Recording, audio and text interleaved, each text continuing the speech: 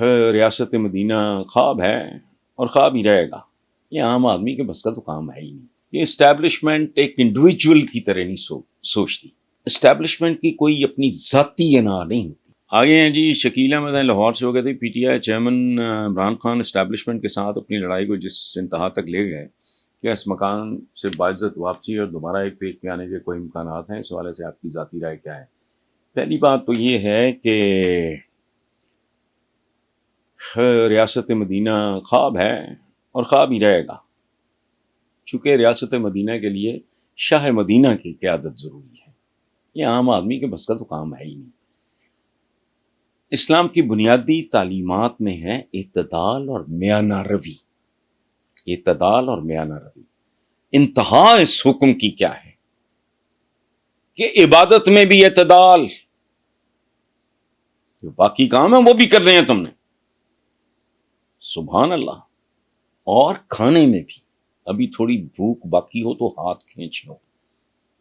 یہ ہمارے آقا کا حکم ہے. تو یہ اعتدال سے جب آپ تجاوز کرتے ہیں تو وہ نتیجہ ہوتا ہے. باقی اسٹیبلشمنٹ کے ساتھ کیا ہوتا ہے کیا نہیں ہوتا میں نہیں جانتا، لیکن ایک بات ہے کہ اسٹیبلشمنٹ ایک انڈیویجول کی طرح نہیں سوچتی.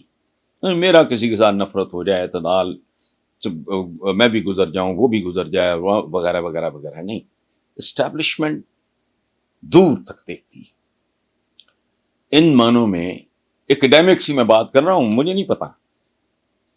اسٹیبلشمنٹ کی کوئی اپنی ذاتی انا نہیں ہوتی. یہ ذاتی زندگیوں میں ہوتی ہے. آرڈنری جو ہم انسان ہوتے ہیں، نفرت قتل پہ بھی آ گئے تو قتلوں کی دشمنی شروع ہو گئی. دو خاندانوں میں پتہ لگا جی اس نے اس کے 35 مارے ہیں، اس نے اس کے 40 مارے ہوئے. ہمارے لال پور میں ایک کیس ہوا بڑا مشہور ہے، پوری دنیا جانتی ہے، وہ پتہ نہیں کتنے کتنے قتل تھے.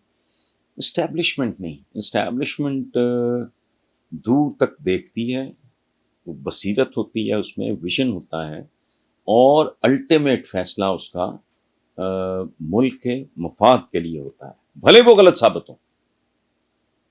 لیکن میری نیت میں اگر کھوٹ نہیں ہے تو میرا اپنی ذات کے بارے میں کوئی فیصلہ غلط ہو سکتا ہے.